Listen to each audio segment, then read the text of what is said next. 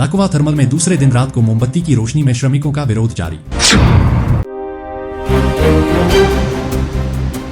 Fix पे, बकाया मजदूरी और अन्य सुविधाओं की मांग को लेकर चराइदेव जिले के माइबेला स्थित लाकुवा ताप विद्युत केंद्र में रात के अंधेरे में भी हाथों में मोमबत्तियां लेकर ठेका श्रमिकों का विरोध प्रदर्शन जारी है।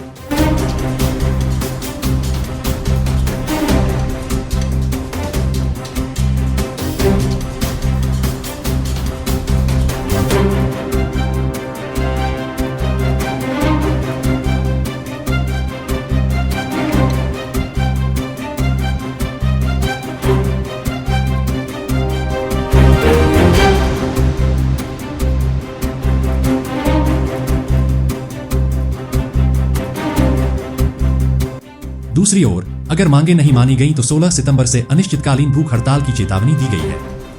लाकुवा ताप विद्युत केंद्र में लंबे समय से कार्यरत सैकड़ों अस्थायी ठेका श्रमिकों ने सोमवार से 72 घंटे के विरोध प्रदर्शन का आह्वान किया है।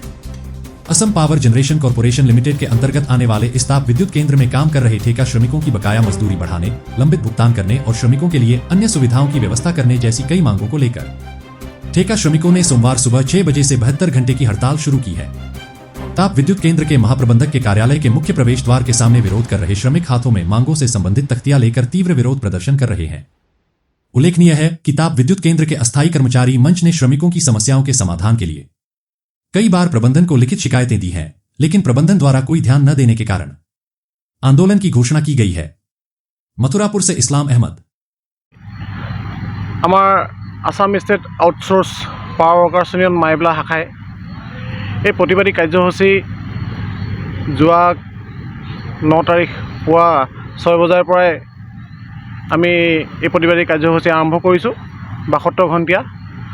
আৰু এই 72 ঘণ্টীয়া কাৰ্যসূচী আমাৰ মূল উদ্দেশ্য হৈছে ফিক্স পে কৰাৰ।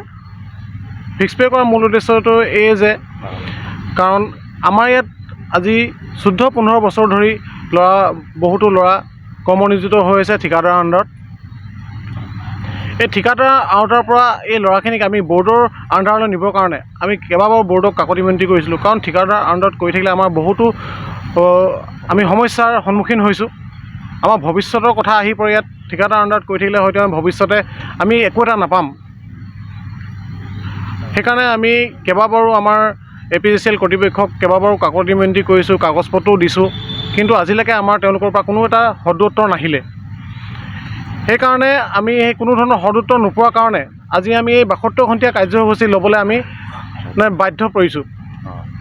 এই 72 ঘণ্টা কাৰ্যসূচী শেষ হৈ যোৱাৰ অন্তত যদি ঊৰ্ধ্বতম কৰ্তৃপক্ষৰ পৰা যদি কোনো সুফল বা সুৰিজাল্ট নাহে আমি আমৰণ অন্বেষণ কাৰ্যসূচী ল'বলৈ বাধ্য হ'ম।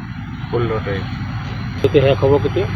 আমাৰ অনিৰ্দিষ্ট কাললৈকে কাৰ্যসূচী যোনটো অনশন কাৰ্যসূচী আছে সেই কাৰ্যসূচী 16 তাৰিখৰ পৰা সেইটো অনিৰ্দিষ্ট কাললৈ চলিব। বৰ্তমান আমাৰ 72 ঘণ্টীয়া কাৰ্যসূচীটো 12 তাৰিখ ৰাতিপুৱা 6 বজালৈকে আছে। 6 বজা 12 তাৰিখ ৰাতিপুৱা 6 বজাৰ ভিতৰত যদি তেওঁলোকে কোনো ধৰণৰ আমাক সদুত্তৰ নিদিয়ে বা বিজুলী ভৱনৰ পৰা যদি কোনো ধৰণৰ আমাক লিখিতভাৱে কোনো ধৰণৰ যদি তেওঁলোকে কাগজ প্ৰেৰণ নকৰে, তেনেহ'লে আমি 16 তাৰিখ পুৱা 10 বজাৰ পৰা আমৰণ অন্বেষণ অনিৰ্দিষ্ট কাললৈ কৰি যাম বুলি তেওঁলোকক আপোনালোকৰ চেনেলৰ যোগেদি আওৰাই দিছোঁ।